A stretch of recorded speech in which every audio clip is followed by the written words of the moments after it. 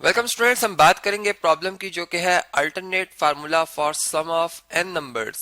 मतलब कि हमारे पास अगर सीरीज में एन नंबर्स आ रहे हैं, ठीक है, तो उनके सम का एक फार्मूला हमने बनाया था और उसमें हमने देखा था अगर टर्म्स जिस तरह से अगर कांस्टेंट वन ही एन टाइम चला आ रहा है तो इसका सम एन बन जाएगा। मतलब देखें, अगर वन को आप 10 दफा ऐड करें तो 10 आता है आंसर, इसी तरह एन दफा ऐड करेंगे एन आएगा। इसी तरह अगर कोई के वेरिएबल है, जैसे कि एक सीरीज बनती है, के को वन लिखेंगे तो वन, फिर प्लस टू प्लस थ्री, मतलब कि एक एक इंक्रीज हो रही है टर्म, ठीक है, कॉमन डिफरेंस वन का चला आ रहा है।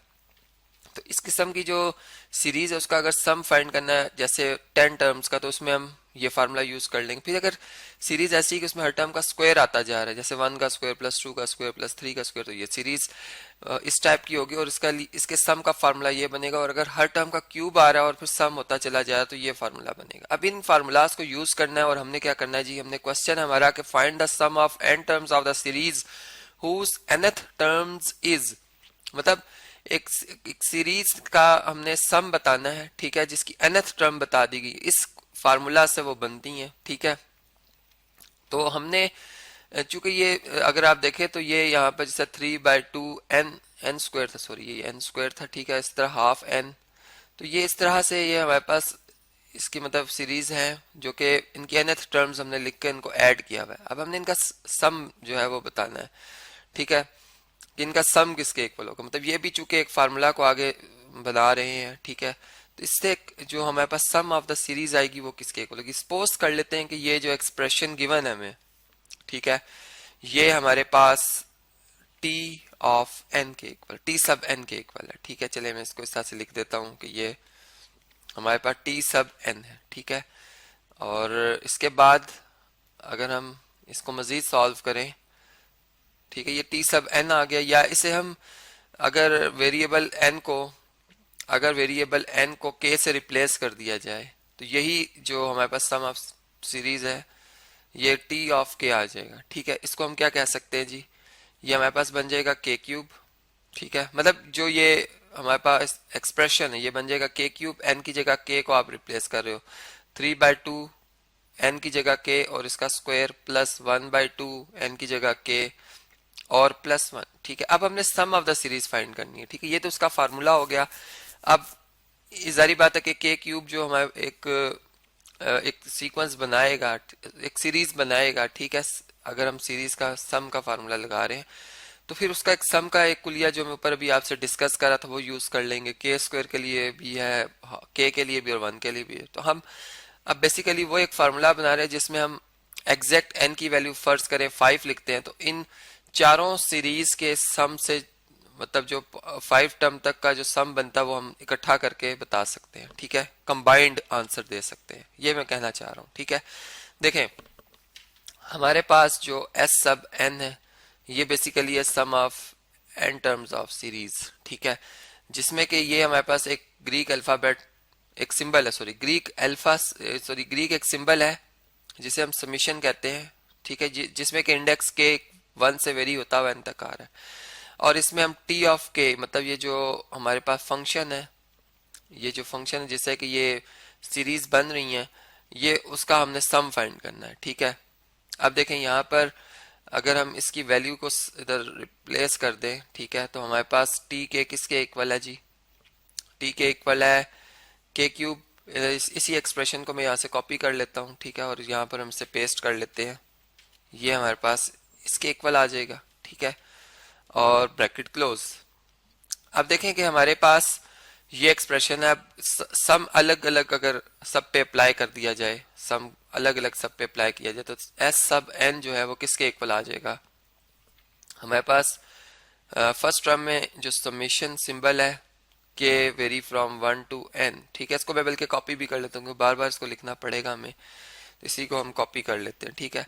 अब ये पहले अप्लाई होगा के क्यूब पे, फिर ये अप्लाई होगा 3/2 के स्क्वायर पे, फिर ये अप्लाई होगा हाफ के पे, और फिर ये अप्लाई होगा 1 पे, ठीक है।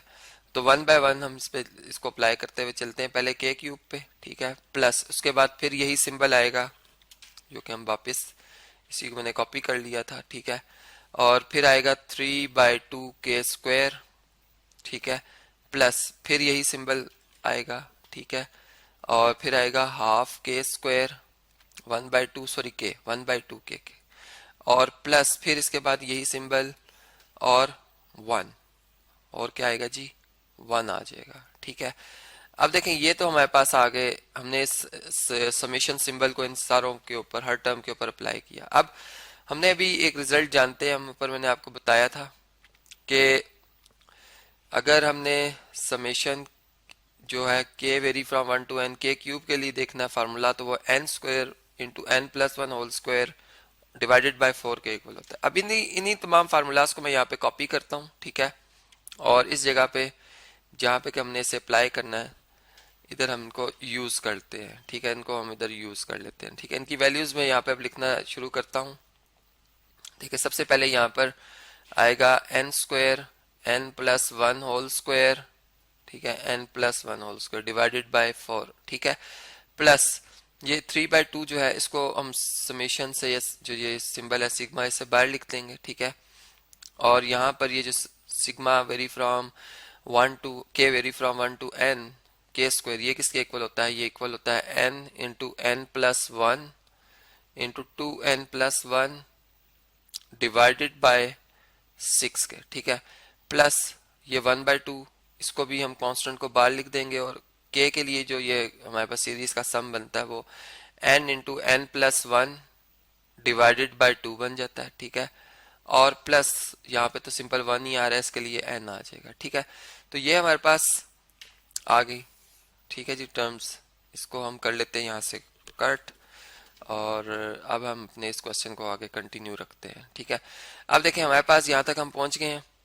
डिवाइजर एक जैसे बनाने के लिए अगर आप देखें यहाँ पे ये 3 1 टाइम 3 3 2 टाइम 6 होता है, मतलब यहाँ पे 4 आ गया, ये भी 4 आ गया। सिंपल इसको हम 4 से मल्टीप्लाई कर ले और 4 से डिवाइड कर ले तो हमारे डिनोमिनेटर चारों टर्म के एक जैसे आ जाएंगे, 4 आ जाएगा, ठीक है। अब देखिए यहाँ पे क्या लिखा हुआ है, n square into n plus 1 whole square, ठीक है, प्लस यहाँ पे क्या रह गया, n प्लस 1 और 2n प्लस 1, ठीक है जी। और यहाँ पे क्या है हमारे पास, ये 2 से तो मल्टीप्लाई कर 4 हो गया था, n और n प्लस 1 है, ठीक है, सॉरी यहाँ पर मैं इसको दोबारा लिखता हूँ, n प्लस 1 है, ठीक है, और यहाँ पे क्या है 4n है, 4 टाइम्स n, ठीक है। ये बात क्लियर होगी आप लोगों को। अब देखें इसमें हम मजीद अगर फार्मूला ओपन कर लें, ठीक है, इसमें अगर हम फार्मूला ओपन करते हैं n स्क्वायर, ठीक है, बल्कि हम देख रहे हैं कि n जो है इस टर्म में भी है, यहाँ भी मतलब 2 n मौजूद है, यहाँ से भी एक n कॉमन लिया जा सकता है, तमाम टर्म्स में n मौजूद है, ठीक है।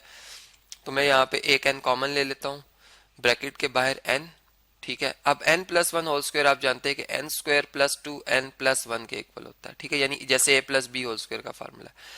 ये n प्लस 1 को अगर आप 2n प्लस 1 से मल्टीप्लाई कर लें तो n into 2n 2n square plus n, मतलब n जो है वो 2n से भी और इससे भी मल्टीप्लाई होगा, इसी तरह 1 भी 2n से भी और 1 से भी, तो प्लस 2n प्लस 1 आ जाएगा, ठीक है, प्लस n प्लस 1 और प्लस 4, चूंकि मैंने n कॉमन ले लिया था, और होल डिवाइडेड बाय 4 आ जाएगा, ठीक है जी।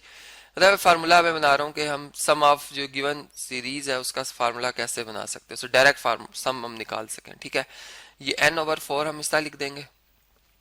अब देखिए यहाँ पर अगर मैं n को मल्टीप्लाई करूँ तो ये n क्यूब बन जाएगा, ठीक है, ये 2n स्क्वायर आ जाएगा और ये प्लस n आ जाएगा, ठीक है। यहाँ पे अगर आप देखें तो ये 2n स्क्वायर आ रहा है, ये 3n हो जाएगा और प्लस 1, ठीक है, ये दोनों टर्म्स ऐड हो जाएंगी, प्लस n आ रहा है और प्लस 1 प्लस 4 5 आ रहा है, ठीक है।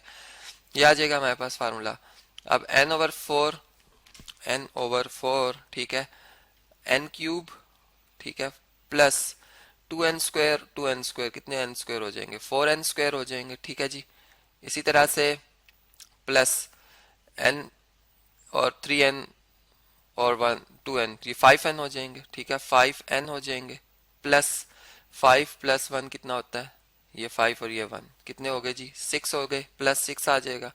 तो ये हमारे पास वो फार्मूला बन गया जिसमें कि हम n की वैल्यू डायरेक्ट अगर फर्ज करें 5 पुट करते हैं 6 पुट करते हैं तो हम जो सीरीज बन रही थी जिसमें 6 टर्म्स आ रही उनका डायरेक्ट हम 6 टर्म का फार्मूला उनका सम फाइंड कर सकते हैं। जो कि आपकी असाइनमेंट आप इसे इसमें n इक्वल टू 6 या जो भी आपकी मर्जी हो आप पुट करके देखिएगा।